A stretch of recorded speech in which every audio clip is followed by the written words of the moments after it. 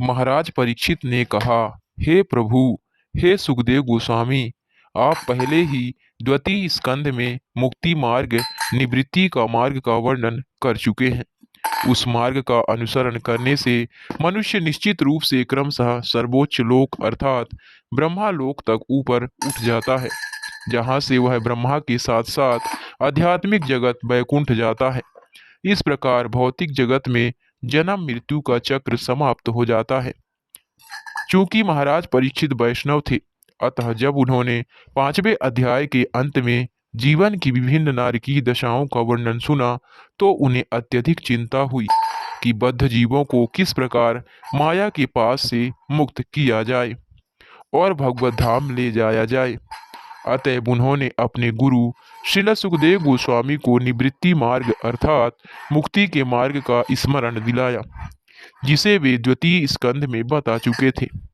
महाराज परीक्षित भाग्यशाली थे कि मृत्यु के समय उनकी भेंट श्रील सुखदेव गोस्वामी से हो गई थी। अतः उन्होंने उनसे इस निर्णायक काल में मुक्ति मार्ग के विषय में पूछा। श्रील सुखदेव गोस्वामी ने उनके इस प्रश्न की भूरी भूरी प्रशंसा की तथा यह कहते हुए उन्हें बधाई दी, हे राजन, तुम्हारा प्रश्न श्रेष्ठ है, क्योंकि यह सभी प्रकार के लोगों के लिए अति कल्याणकारी है। इस प्रश्न का उत्तर श्रवण का मुख्य विषय है और समस्त अध्यात्मवादियों द्वारा अनुमोदित है।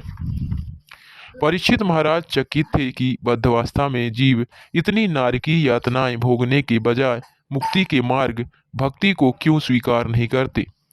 यह एक वैष्णव का लक्षण है। वांछा कल्पतरुभ्यश्च कृपा सिंधुभ्य एव च।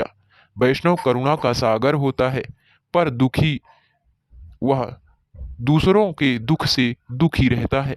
इसीलिए नारकीय जीवन भोग रहे बद्ध जीवात्माओं के अति प्रति दयालु होने से परीक्षित महाराज ने सुझाव रखा कि श्रील सुखदेव गोस्वामी उस मुक्ति मार्ग का वर्णन करते रहें, जिसे उन्होंने श्रीमद् भागवतम के आरंभ में बतलाया था।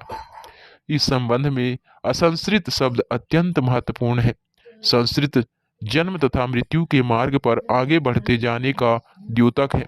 इसके विपरीत असंस्कृत निवृत्ति मार्ग या मुक्ति के मार्ग का द्योतक है, जिसके द्वारा मनुष्य के जन्म तथा मृत्यु निरुद्ध हो जाते हैं और वह धीरे धीरे ब्रह्मालोक की ओर आगे बढ़ता जाता है।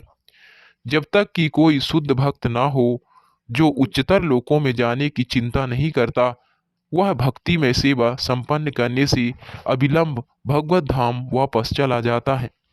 त्यक्त्वा देहम पुनर्जन्मम नेति। इसीलिए परीक्षित महाराज बद्ध जीव के लिए निवृत्ति मार्ग के विषय में श्रील सुखदेव गोस्वामी से सुनने के लिए उत्कंठित थे। आचार्यों के मतानुसार क्रमयोगो पबलब्धेन शब्द यह सूचित करता है कि सर्वप्रथम कर्मयोग तथा उसके पश्चात ज्ञान योग संपन्न करने पर तथा अंत में योग भक्ति योग के पद पर आकर मनुष्य मुक्त हो सकता है।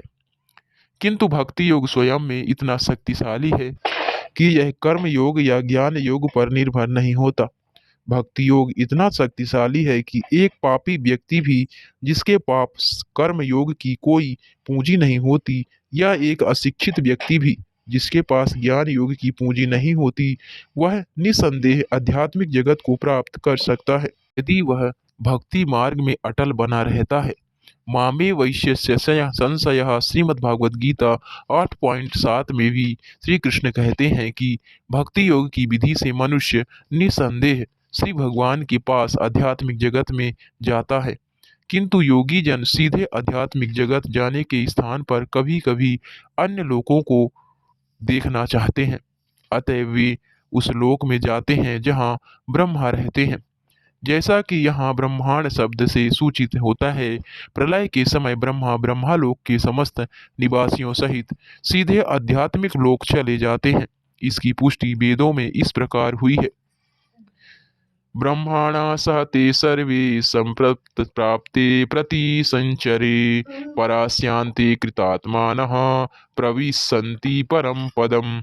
जो लोग प्रलय के समय ब्रह्मालोक में रहते हैं, वे अपने उच्च पद के कारण ब्रह्मा के साथ साक्षात भगवत धाम वापस चले जाते हैं। मुनि श्रील सुखदेव गोस्वामी, जब तक जीव प्रकृति के भौतिक गुणों के संक्रमण से मुक्त नहीं हो लेना, वह विभिन्न प्रकार के शरीर प्राप्त करता है जिनमें वह आनंद या कष्ट पाता है, और शरीर के अनुसार उसमें विविध अभिरुचियां होती हैं। इन अभिरुचियों का अनुसरण करने से वह प्रवृत्ति मार्ग से होकर गुजरता है, जिससे वह स्वर्ग लोक तक ऊपर जा सकता है, जैसा कि आप पहले तृतीय स्कंद में वर्णन कर चुके हैं। श्रीमद् भागवत गीता 5.9.25 में भगवान श्री कृष्ण का कथन है, यान्ति देवव्रता देवान् पितॄन् यान्ति पितृव्रताः भूतानि यान्ति भूतेज्या यान्ति माद्याजिनो अपि माम।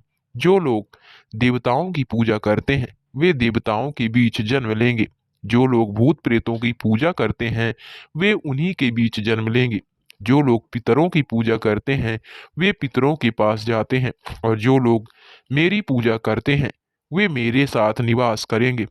प्रकृति के विभिन्न गुणों के प्रभाव के कारण जीवों में नाना प्रकार की प्रवृत्तियां या लालसाएं पाई जाती हैं। इसीलिए वे विविध गंतव्यों को प्राप्त होने के योग्य होते हैं। जब तक मनुष्य भौतिक से आसक्त जब तक मनुष्य भौतिक रूप से आसक्त रहता है तब तक वह भौतिक जगत के प्रति आकर्षण के फलस्वरूप स्वर्ग लोक तक ऊपर उठना चाहता है। किंतु पूर्ण पुरुषोत्तम भगवान घोषणा करते हैं, जो लोग मेरी पूजा करते हैं वे मेरे पास आते हैं। यदि किसी को परम भगवान तथा उनके धाम के विषय में जानकारी नहीं होती तो वह केवल उच्च भौतिक स्थिति तक ऊपर उठना चाहता है, किंतु जब वह इस निष्कर्ष पर पहुंचता है कि इस जगत में बारंबार जन्म मृत्यु के अतिरिक्त कुछ भी नहीं है, तो वह भगवत धाम वापस जाने का प्रयत्न करता है। यदि वह उस गंतव्य को पा लेता है तो फिर उसे इस भौतिक जगत में वापस आने की आवश्यकता नहीं रह जाती। श्री चैतन्य चरितामृत मध्य 19:151 में श्री चैतन्य महाप्रभु कहते हैं, ब्रह्मांड भ्रमिते कौन भाग्यवान जीव, गुरु कृष्ण प्रसादे पाए भक्ति लता बीज। सारे जीव अपने निजी कर्मों के अनुसार समस्त ब्रह्मांड में भ्रमण करते रहते हैं। उनमें से कुछ उच्च लोकों को जाते हैं तो कुछ अधो लोकों को प्राप्त होते हैं। ऐसे करोड़ों भ्रमण कर रहे जीवों में से जो अति भाग्यशाली होता है उसे भगवान श्री कृष्ण कृपा से प्रामाणिक गुरु की संगति करने का सुअवसर प्राप्त होता है। ऐसा व्यक्ति श्री कृष्ण तथा गुरु दोनों की ही कृपा से भक्ति रूपी लता का बीज प्राप्त करता है। सारे जीव ब्रह्मांड भर में भ्रमण कर रहे हैं, जो कभी भी वे उच्चतर लोकों को जाते हैं और कभी निम्न लोकों को प्राप्त होते हैं। यही भव रोग है जो प्रवृत्ति मार्ग कहलाता है। जब मनुष्य बुद्धिमान बन जाता है तो वह निवृत्ति मार्ग अर्थात मुक्ति के मार्ग को ग्रहण करता है, और तब वह इस भौतिक जगत में भ्रमण करने के बजाय भगवत धाम को वापस जाता है। यह आवश्यक है